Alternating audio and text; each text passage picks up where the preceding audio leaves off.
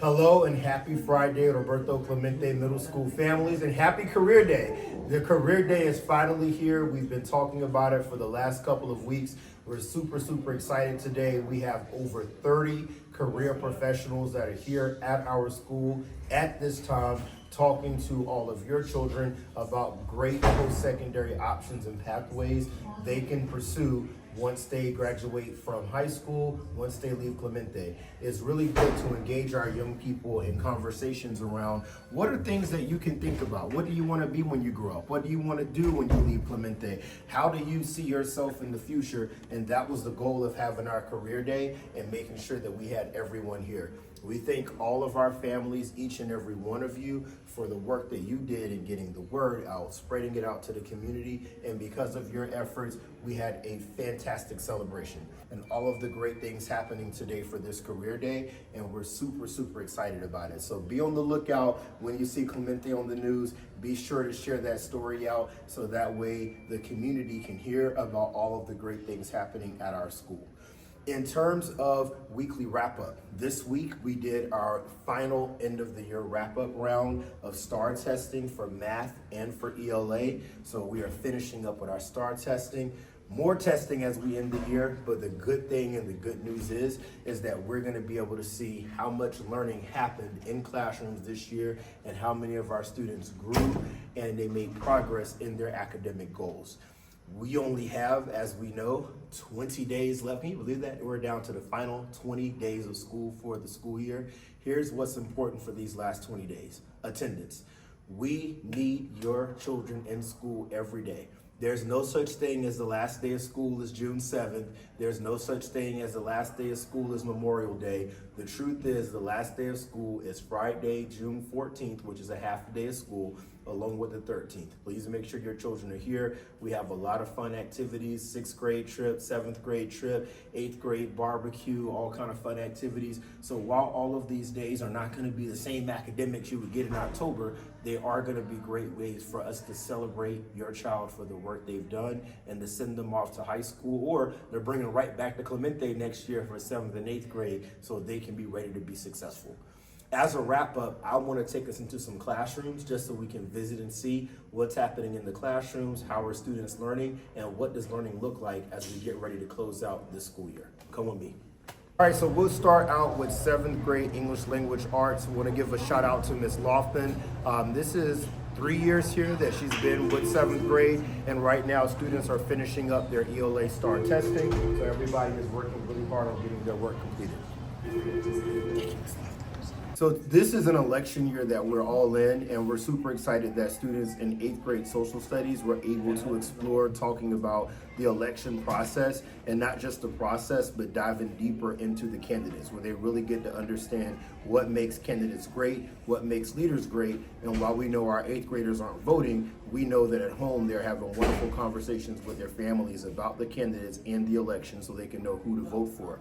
Taking a look at some of the political cartoons that students made while they're in 8th grade, they really had the opportunity to not just unpack the election, but to be able to understand what is political cartooning, something that we all know that we get to see, where we get to make light of the candidates, but at the same time stick to some of the things that really impact how we make choices and how we make decisions.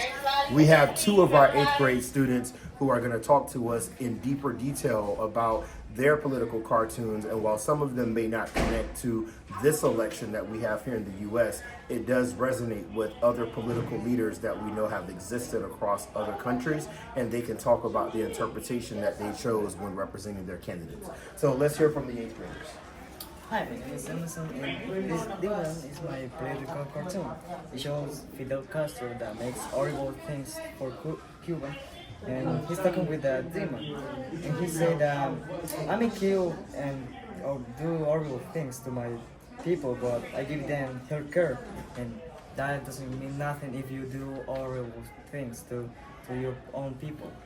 And the demon said, then you're gonna feel like home, but without the health care. And we can see right here how they are attacking right now.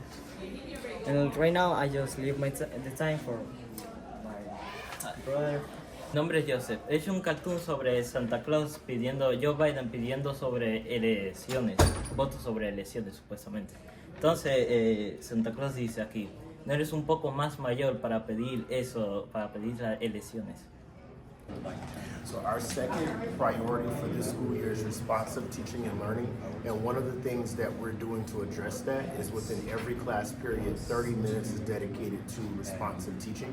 Right now, Ms. Kim, our 8th grade math teacher, is working with one student, Aiden, where they're going over some work that's either going to help them to be successful in current learning or things to brush up on skills that we've taught throughout the school year. So responsive instruction is helping to make sure that we're getting our academics now, but we're also retaining what we've learned so we can be successful going forward. 33. Does anybody have 33 as the first number? Nope. Okay, do you guys want to do one more round? Yeah, right here. Okay. Gotta be honest. Alright, so write your final set of 6 numbers between 1 and 48. Escriban 6 números del 1 al 48. Sea cualquier número. We are so excited to have Cade's Kids as one of our partners, and they come into the building, they work alongside of our teachers, and we are giving opportunities to extend learning for our students. So as you can see the joy that everybody is having and coming up with imaginative lottery numbers. Let's see if we have any winners out in the midst, but 7th grade is having a great time. When you write down your numbers, raise your hand. Everybody have it written down? I wonder if there's a winner. We got these 2 ladies right here had 20 last round. Okay. So they won the lottery. That's why I could be around. Do you want to know the odds winning total? 1. Well, today would be the day that I would play. While we're in our